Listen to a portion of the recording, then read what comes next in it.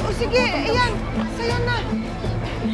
Ipagtira mo na lang ako ng dalawa bukas, ha? Sige. Bukas pagkatabi kita. Hindi babayaran. Pati ka kumakain. O ayan, restaurant yan. Maraming pagkain dyan. Pag nagugutom ka, pumunta ka lang. Sige, bukas na lang ha.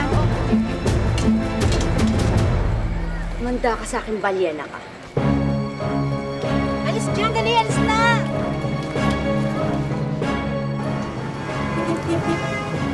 Ang kapal talaga ng mukha ng balyena niya. Kung makatingin siya sa akin, akala niya ako yung laman dagat. Manda siya sa akin. Dahil kapag gumaling tong mukhang to, tingnan natin kung sino mas maganda sa amin. Bes, hindi ka ba niya namukhaan? I mean, hindi ka man lang ba niya nakilala?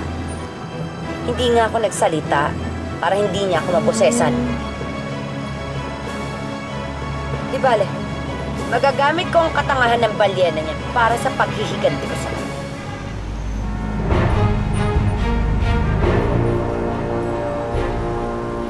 Hoy! Anong tinitingin-tingin mo dyan? Doon ka sa kalsada tumingin! Kusinahan mo na! Kanina pa tayo nandito!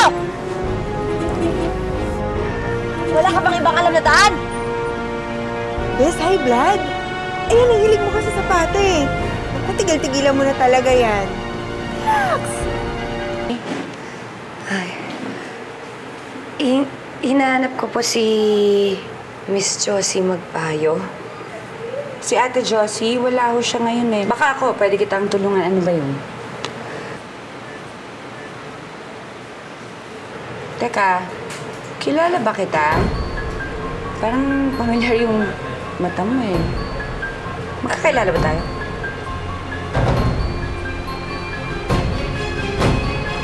Hindi po, ma'am. Sorry, sige. So, ano bang pwede kong may tulong sa'yo? Ma'am, kasi kailangan ko po sana ng trabaho.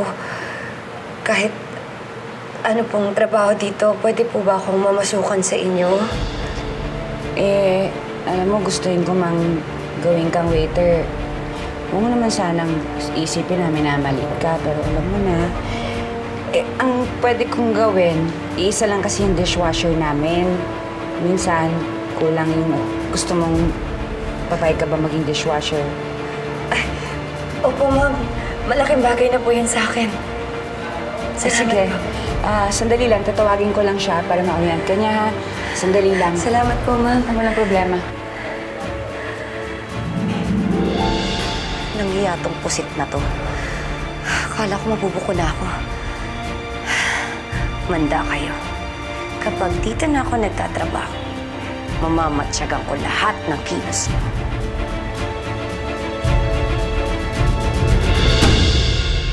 Lika, pasok ka na sa loob, sa kusina. Ay, sige po, ma'am. Tessa? Tessa? Ate Josie! Sino yun? Ay, hindi. Kasi nagkumuha na ako ng additional na dishwasher. Kasi di ba dumadami na yung customer natin.